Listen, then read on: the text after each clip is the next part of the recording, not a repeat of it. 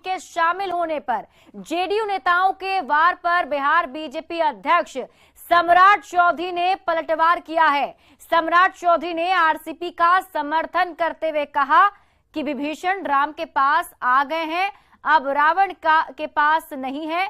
नीतीश का बिना नाम लिए सम्राट चौधरी ने कहा कि जब विभीषण राम के पास आए थे तो राम राज्य की स्थापना हुई थी, अब राम राज्य की स्थापना होगी और रावण का सर्वनाश होगा। राम के पास ही ना विभीषण आते हैं, रावण के पास नहीं रहते विभीषण। तो राम के पास विभीषण आ गए, अब राम राज्य की स्थापना होगी और रावण का सर्वनाश होगा। और इधर सम्राट चौधरी के बयान पर जेडीयू ने भी जवाब दिया है। अच्छा है कि आरसीपी बाबू ने खुद इस बात को स्वीकार कर लिया कि उनका आचरण विभीषण के जैसा ही था। जदयू में रहकर दल विरोधी काम कर रहे थे, भाजपा के इशारे पर भाजपा के एजेंट के रूप में साजिश रच रहे थे। भाजपा में उनकी ज्वाइनिंग के बाद इस बात की पुष्टि भी हो चुकी है। भाजपा के नेता अपने अहंकार में चूर होकर हमारे नेता नीतीश कुमार जी के खिलाफ कुछ भी अनाप शनाप बयान दे रहे हैं। इन लोगों की कोई राजनीतिक हैसियत नहीं है। अब जानिए सम्राट ने आरसीपी को क्यों कहा विभीषण। आरसीपी सिंह पूर्व केंद्रीय मंत्री हैं। आरसीपी सिंह जेडीयू के पूर्व अध्यक्ष रह चुके हैं। आरसीपी सिंह ने जेडीयू छोड़कर बीजेपी ज्वाइन किया। आरसीपी सिंह के बीजेपी ज्वाइन करने के बाद से ही जेडीयू हमलावर रहा। जेडीयू नेता आरसीपी को बीजेपी का एजेंट बताते रहे। अब चूंकि आरसीपी सिंह बीजेपी में आ चुके हैं, आरसीपी सिंह ने जेडीयू छोड़ दिया है। यही वजह है कि सम्राट चौधरी ने आरसीपी को विभीषण बताया और बिना नाम लिए जेडीयू नेताओं को रावण करार दिया है। विभीषण की मदद से राम ने लंका विजय किया था, अब वही बताना चाह रहे हैं सम्राट चौधरी, और इसलिए उनकी तरफ से यह कहा गया है कि अब राम राज्य की स्थापना होगी और रावण का सर्वनाश होगा। बढ़ते हैं आगे। ओडिशा के मुख्यमंत्री नवीन पटनायक ने देश में थर्ड फ्रंट की संभावना को नकार दिया, जिसके बाद नीतीश कुमार की विपक्षी एकता की मुहिम पर सवाल उठने लगा। लेकिन जेडीयू और आरजेडी नेताओं का कहना है कि नीतीश थर्ड फ्रंट नहीं बल्कि मेन फ्रंट बना रहे हैं। विपक्षी एकता होकर और एक बड़ा पोल खुल गया कि ये लोग तीसरा मोर्चा बनाना चाहते हैं। ये थर्ड फ्रंट तोड़ रही है, ये तो मेन फ्रंट। दिल्ली में प्रधानमंत्री नरेंद्र मोदी से मुलाकात के बाद ओडिशा के मुख्यमंत्री नवीन पटनायक ने थर्ड फ्रंट की संभावना को खारिज क्या किया। नीतीश कुमार की विपक्षी एकता की मुहिम पर सवाल उठने लगे। देखिए, नीतीश जी की मुहिम बिल्कुल असफल मुहिम है, इसका फेट पहले ही से तय है। बीजेपी नेताओं ने नीतीश की मुहिम को पूरी तरह फेल बता दिया। बिहार बीजेपी के प्रदेश अध्यक्ष सम्राट चौधरी ने कहा कि अब नीतीश जी को घर बैठना है। और एक बड़ा पोल खुल गया कि ये लोग तीसरा मोर्चा बनाना चाहते हैं। तो कांग्रेस तो आउट, तो कांग्रेस पार्टी तो इसमें है ही नहीं, तो थर्ड मोर्चे की बात कर रहे हैं। नीतीश कुमार की विपक्षी एकता की मुहिम पर विरोधियों की तरफ से किए जा रहे वार पर महागठबंधन के नेताओं ने पलटवार किया। जेडीयू के राष्ट्रीय अध्यक्ष ललन सिंह ने कहा कि नीतीश कुमार की मुहिम सफल होकर रहेगी। सभी दलों ने, सभी नेताओं ने पूरे विपक्ष की एकता का समर्थन किया है और विपक्षी एकता होकर रहेगी। वहीं नवीन पटनायक के थर्ड फ्रंट की संभावना को खारिज करते हुए आरजेडी सांसद मनोज झा ने जवाब दिया। कहा, नीतीश कुमार थर्ड फ्रंट नहीं बल्कि मेन फ्रंट बना रहे हैं। ये थर्ड फ्रंट तोड़ रही है, ये तो मेन फ्रंट। मेन फ्रंट को आप थर्ड फ्रंट कह रहे हैं। मेन फ्रंट की कवायद हो रही है। आपको बता दें कि 11 दिसंबर 2022 को पटना में जेडीयू कार्यकर्ताओं को संबोधित करते हुए नीतीश कुमार ने भी कहा था कि अब थर्ड फ्रंट नहीं होगा, जो होगा मेन फ्रंट होगा। अरे कह न रहा था कि थर्ड फ्रंट, तो हमने कहा थर्ड फ्रंट कहाँ है, अब अगला बार बनेगा वो मेन फ्रंट बनेगा। देश में थर्ड फ्रंट और मेन फ्रंट के नाम पर सियासी बयानबाजी जारी है, लेकिन ये तो गठबंधन बनने के बाद ही पता चलेगा कि थर्ड फ्रंट है या फिर मेन फ्रंट। न्यूज 18 के लिए पटना से शैलेंद्र और दिल्ली से अमितेश के साथ ब्यूरो रिपोर्ट। और अब आप जानिए, नीतीश थर्ड फ्रंट बना रहे हैं या फिर मेन फ्रंट बना रहे हैं। 2024 लोकसभा चुनाव को लेकर नीतीश कुमार विपक्ष को एकजुट करने में लगे हुए हैं और इसी को लेकर नीतीश कुमार विपक्षी नेताओं से मुलाकात कर रहे हैं। 9 मई को नीतीश कुमार ने ओडिशा के सीएम से मुलाकात की थी, लेकिन 11 मई को नवीन पटनायक ने थर्ड फ्रंट की संभावना को नकार दिया, जिसके बाद सवाल उठने लगा कि क्या नीतीश थर्ड फ्रंट बना रहे हैं। यही नहीं, नवीन पटनायक की नाक को नीतीश के लिए झटका माना जा रहा था। बीजेपी ने नीतीश की विपक्षी एकता की मुहिम को फेल बता दिया। बीजेपी नेताओं ने कहा कि नीतीश को कोई तवज्जो नहीं दे रहा है, लेकिन महागठबंधन के नेता नीतीश की मुहिम को सफल बता रहे हैं। महागठबंधन के नेताओं का कहना है कि नीतीश थर्ड नहीं बल्कि मेन फ्रंट बना रहे हैं। दरअसल नीतीश कुमार ने 2022 में ही साफ कर दिया था कि वो मेन फ्रंट बनाना चाहते हैं और यही वजह है कि वो सबसे पहले कांग्रेस नेता राहुल गांधी और मल्लिकार्जुन खड़गे से मिले, यानी जिस फ्रंट में देश की दूसरी सबसे बड़ी पार्टी कांग्रेस भी शामिल हो। लेकिन कांग्रेस के साथ मेन फ्रंट बनाने की नीतीश की राह में कई रोड़े हैं। ओडिशा के मुख्यमंत्री नवीन पटनायक, तेलंगाना के सीएम केसीआर को कांग्रेस मंजूर नहीं है, दिल्ली के मुख्यमंत्री अरविंद केजरीवाल को कांग्रेस से अदावत जग जाहिर है, पश्चिम बंगाल की मुख्यमंत्री ममता बनर्जी का मुकाबला लेफ्ट और कांग्रेस से ही है। एनसीपी के शरद पवार राहुल गांधी के बयानों को काटते रहे हैं। ऐसे में सवाल है, कितने मतभेद के बाद क्या ये सारे नेता एक मंच पर एक साथ आ पाएंगे? यानी गठबंधन फाइनल होने के बाद ही पता चलेगा कि नीतीश का थर्ड फ्रंट है या फिर मेन फ्रंट। बढ़ते हैं आगे।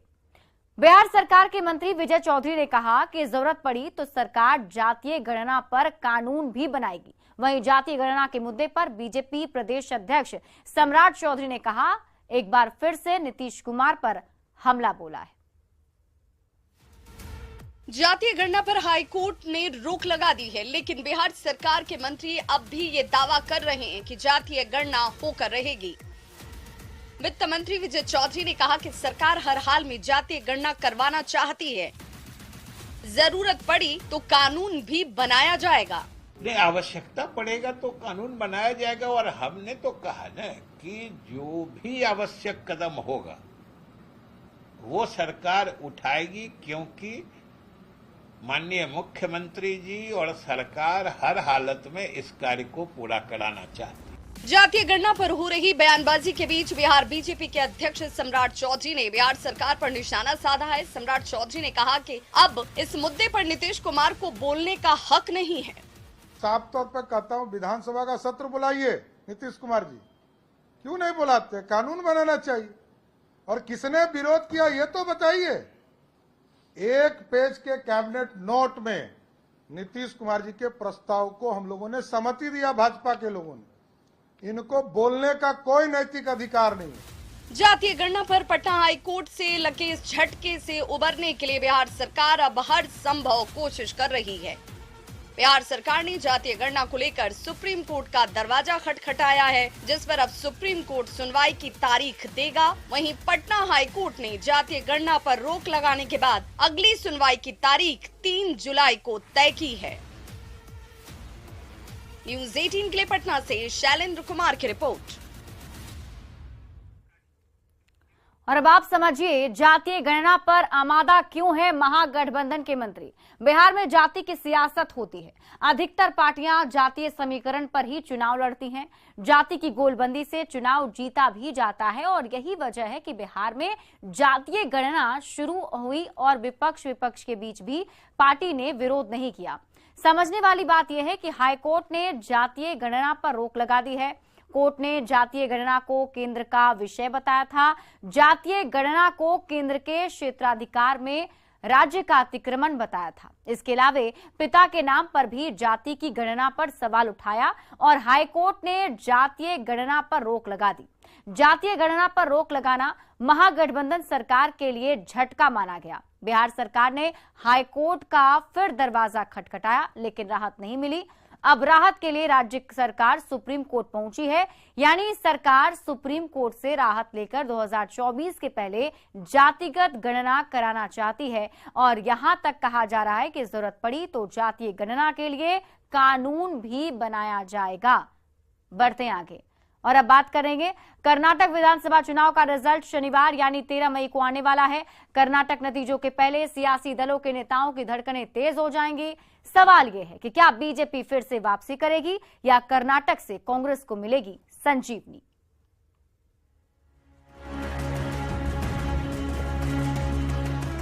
कर्नाटक विधानसभा चुनाव के वोटों की गिनती बस चंद घंटे में शुरू होने वाली है और 24 घंटे के अंदर यह भी पता चल जाएगा कि कर्नाटक में फिर से कमल खिला या कांग्रेस को चुनावी संजीवनी मिल गई।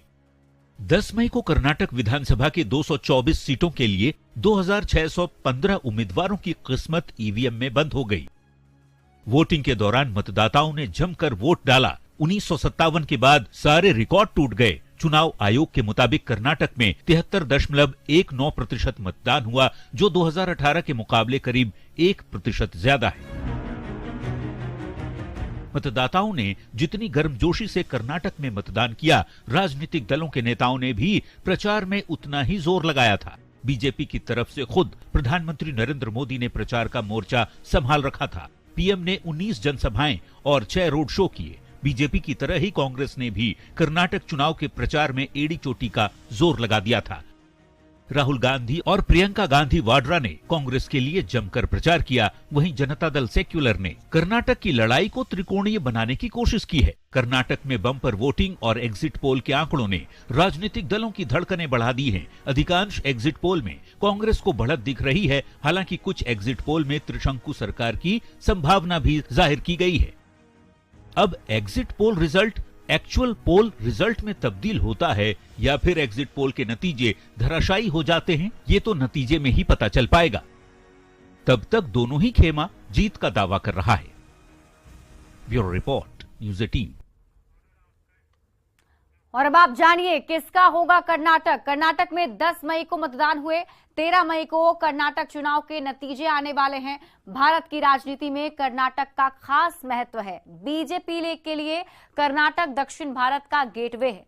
कर्नाटक में सरकार बनाकर ही बीजेपी ने दक्षिण भारत में पैर पसारना शुरू किया है। कर्नाटक का महत्व इसी बात से समझ सकते हैं कि खुद पीएम मोदी ने धुआंधार प्रचार किया। प्रधानमंत्री नरेंद्र मोदी ने 7 दिन में 19 सभाएं और 6 रोड शो किए। बीजेपी की तरह कांग्रेस ने भी कर्नाटक में पूरी ताकत झोंक दी थी। राहुल गांधी और प्रियंका गांधी ने कर्नाटक में जमकर प्रचार किया। अपने भारत जोड़ो यात्रा के दौरान भी राहुल गांधी ने कर्नाटक में ज्यादा समय दिया था। टीवी चैनलों के एग्जिट पोल के नतीजों ने नेताओं की धड़कन बढ़ा दी है। अधिकतर एग्जिट पोल में कांग्रेस को बढ़त दिखाया जा रहा है। हालांकि कुछ एग्जिट पोल त्रिशंकु विधानसभा की संभावना भी जता रहे हैं। अगर कर्नाटक में कांग्रेस जीत जाती है तो ये उसके लिए संजीवनी की तरह होगा। अगर बीजेपी जीतती है तो साबित हो जाएगा कि मोदी मैजिक अब भी बरकरार है। बढ़ते हैं आगे। किडनी ट्रांसप्लांट के बाद पटना आने के बाद आरजेडी अध्यक्ष पहली बार घर से बाहर निकले। लालू प्रसाद वर्षों बाद हाईकोर्ट के पास स्थित मजार पर पहुंचे। लालू ने मजार पर चादर पोशी कर राज्य और देश में अमन चैन और शांति के लिए दुआ की। उनके साथ पार्टी के कई अन्य नेता भी मौजूद रहे।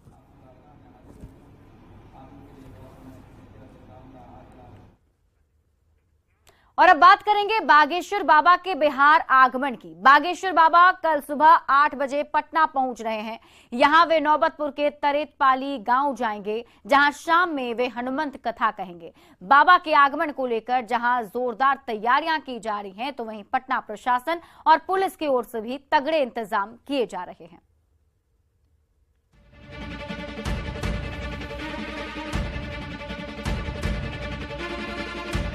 बागेश्वर बाबा यानी बागेश्वर धाम के सरकार धीरेन्द्र कृष्ण शास्त्री शनिवार को पटना आ रहे हैं। बाबा 13 से 17 मई तक पटना के नौबतपुर के तरेतपाली मठ प्रांगण में हनुमंत कथा कहेंगे। बाबा के आगमन की तैयारियों में तो लोग जी जान से जुटे ही हैं। उनके आगमन को लेकर पटना जिला प्रशासन और पुलिस पूरी तरह से मुस्तैद है। बाबा की सुरक्षा में कोई चूक ना हो, इसे लेकर चाक चौबंद व्यवस्था की जा रही है।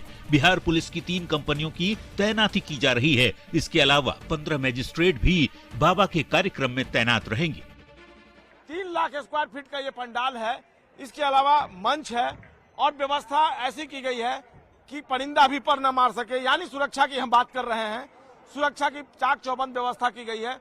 देखिए, प्रशासन के तरफ से 3 कंपनी फोर्स की व्यवस्था है और करीब 15 मजिस्ट्रेट बहाल है। एडीजी मुख्यालय ने एसओपी जारी करते हुए कहा कि बाबा धीरेन्द्र शास्त्री के आगमन को लेकर पुलिस पूरी तरह से सतर्क है ताकि बाबा की सुरक्षा में कोई चूक न हो। धर्म आयोजनों के मामले हों या कोई भी मामले हों, सभी आयोजन जहां पर भीड़ इकट्ठा होती है, लोग जुड़ते हैं, वहां पर सुरक्षा के और विधि व्यवस्था के जो भी उपाय हैं, हमारे पास में जो अवयव हैं सुरक्षा के, जो भी कंपोनेंट हैं, सारे कंपोनेंट्स हम लोग यूज। बाबा बागेश्वर की सुरक्षा में महिला पुलिस कर्मियों की भी तैनाती होगी। भारी संख्या में डंडे से लैस सुरक्षा कर्मी मौजूद रहेंगे। वैसे आयोजन की भव्यता को लेकर जहां लोगों में उत्साह है, तो वहीं बाबा धीरेन्द्र शास्त्री के निजी सचिव नृपेंद्र चौबे ने आयोजन की तैयारी और सुरक्षा को लेकर संतुष्टि जताई है। जय श्री राम, जय बागेश्वर धाम की यहाँ की आयोजक समिति ने पूरी तैयारी की है। पूरी व्यवस्था सुरक्षा से लेके आम पब्लिक की सुरक्षा से लेके और गुरुजी की सुरक्षा से लेके पूरी व्यवस्थाएं की गई हैं। पुलिस प्रशासन भी पूरा सहयोग कर रहा है।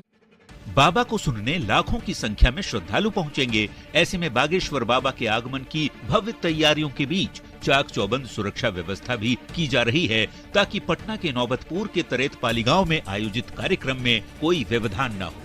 न्यूज 18 के लिए पटना से अमित, संजय और धर्मेंद्र की रिपोर्ट। तो बिहार में बागेश्वर बाबा कल पधार रहे हैं और हम आपको ग्राफिक्स के जरिए बताते हैं बाबा के कार्यक्रम की टाइमिंग। सबसे पहले सुबह 8 बजे बाबा दिल्ली से पटना एयरपोर्ट पहुंचेंगे और इसके बाद वे सीधे वहां से होटल पनाश चले जाएंगे, जहां 5 दिनों तक उनका कमरा बुक है। यहां विश्राम करने के बाद दोपहर 3 बजे बागेश्वर बाबा नौबतपुर के तरेतपाली गांव जाएंगे। शाम 4 बजे तरेतपाली गांव में बाबा हनुमंत कथा वाचन की शुरुआत करेंगे। शाम 7 बजे तक हनुमंत कथा होती रहेगी। फिर बाबा रात 8 बजे तक वापस होटल पनाश पहुंचेंगे, जहां पर वे रात्रि विश्राम करेंगे। आपको बता दें कि गांधी मैदान के पास स्थित पनाश होटल में ही बागेश्वर बाबा 13 से 17 मई तक ठहरेंगे और उसके बाद उनका हनुमंत कथा का वाचन भी वहीं पर होगा। और फिलहाल इस बुलेटिन में